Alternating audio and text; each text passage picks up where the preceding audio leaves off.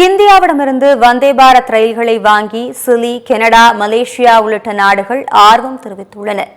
வந்தே பாரத் ரயில் பெட்டியைப் போல பல்வேறு வசதிகளுடன் வெளிநாடுகளில் தயாரிக்கப்படும் ரயில்கள் 160 கோடி முதல் 180 கோடி ரூபாய் வரை விற்பனையாகின்றன. ஆனால் இந்தியாவில் தயாராகும் வந்தே பாரத் ரயில் பெட்டிகள் 120 கோடி முதல் 130 கோடி ரூபாய் விலையிலேயே கிடைப்பதால் நம்மிடமிருந்து அவற்றை வாங்க வெளிநாடுகள் ஆர்வம் காட்டுவதாக தகவல் வெளியாகியுள்ளது. இந்தியாவில் தயாராகும் வந்தே பாரத் ரயில் முதல் 100 கிலோமீட்டர் வேகத்தை வெறும் 52 நொடிகளில் எட்டிவிடும். அதே சமயம் ஜப்பானின் புல்லட் ரயில் 100 கிலோமீட்டர் வேகத்தை எட்ட 54 நொடிகள் வரை எடுத்துக்கொள்வதால் வேகத்திலும் வெளிநாடுகளை வந்தே பாரத் ரயில் வெகுவாக ஈர்த்திருக்கிறது.